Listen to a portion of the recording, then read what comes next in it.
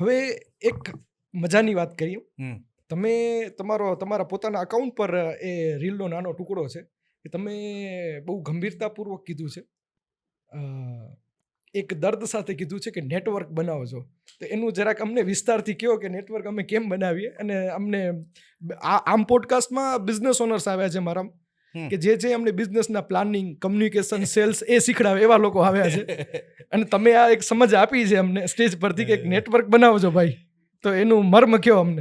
બિઝનેસના લોકોને સમજ આપી શકું એવો તો હું સક્ષમ નથી, પણ તમે તમારા અનુભવ પરથી કીધું છે કે નેટવર્ક બનાવો છો.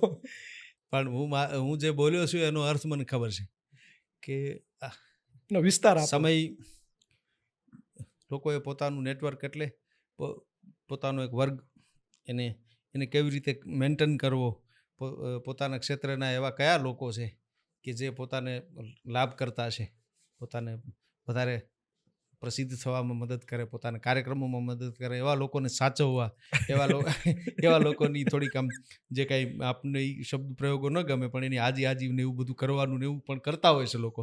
બરાબર. જે મને બહુ ફાવ્યું નહીં. કારણ એટલે આપણો સ્વભાવની વાત છે. દરેકને માણસને દરેકને પોતાનો સ્વભાવ હોય છે. બરાબર. અને એવા વાતાવરણમાંથી આપણે આવ્યા છીએ, એવું જોઈને આવ્યા છીએ, એવા લોકોને જોઈને આવ્યા છીએ. ઘડતર એ પ્રકારનું છે કે આપણે બહુ જાજુ દેખાવ નથી કરી શકતા. આપણા હૃદયમાં હોય છે એ જ આપણે બતાવી શકીએ છીએ. પ્રકૃતિ પ્રેમી કવિના દીકરા છો તમે, તો તમે તમારી પ્રકૃતિને જાળવી રાખી છે. પોતાના લાભ માટે માણસ કરતો હોય છે બધું. એ પણ એક એની મૂળ તો એનો અંદરનો ભાવ તો એને પોતાને પ્રસિદ્ધ થવાનો કે પોતાને લાભ થાય એના માટેનો હોય છે. એક ચારણ પરંપરા એવી છે, આ થોડી ગંભીર બાબત છે કે ચારણ એના મિજાજથી અલગ રહીને જીવી શકતો નથી. અંદરનું ચારણપણું જે છે એ બધી વાતની હા ન પાડે, બધી વાતની અંદરથી હા ન આવે. તો જ્યાં આપણને એમ થાય કે આને બિરદાવવા જેવો છે, તો આપણે બહુ ખુલ્લા મનથી એને બિરદાવીએ, એને બહુ હૃદયથી બિરદાવીએ. કારણ કે આપણું કામ છે ચારણ કીર્તિ પ્રસારણ, ચારણ મંડળ દેવ સભા કા, સબકો કાર્ય સુધારણ ચારણ, ચારણ આત્મજ શૈલ સુતા કા. ચારણના લક્ષણો ગણ્યા છે. ચારણ ધારણ નીતિ સદાઉર, ચારણ મેં ગુણ શ્રેષ્ઠ ક્ષમા કા, તો ચારણ પિંગલ શાસ્ત્ર પડે અરુ, ચારણ બોલ અડોલ સુતાકા. એટલે કીર્તિ કોઈ ગુણવાન માણસના ગુણની વાત કરવામાં આપણને બહુ વાંધો નથી, પણ જેનામાં ગુણ નથી તો એની વાત આપણે એની અપકીર્તિ ન ગાઈએ, પણ મૂંગા તો રહીએ, એના માટે બહુ બોલીએ નહીં.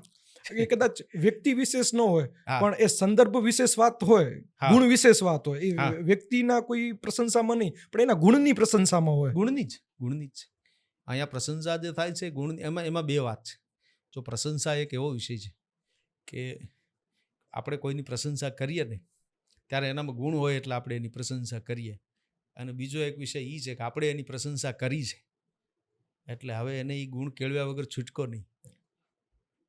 એ સદગુણને એને ટકાવી પણ રાખવાનો છે, કારણ કે કોઈ એના માટે એ સદગુણ માટે બોલ્યું છે, કોઈ એને જાહેરમાં એ સદગુણને કીધું છે, ફલાણાભાઈ દાતાર છે, ફલાણાભાઈ સુરવીર છે, ફલાણાભાઈ સ્નેહ પ્રેમાળ છે, તો એને એ સદગુણને ટકાવી પણ રાખવાનો છે, કારણ કે એ વિષય એના માટે બોલાઈ ગયેલો છે ઓલરેડી. એક અતિ પ્રિયકર વસ્તુ છે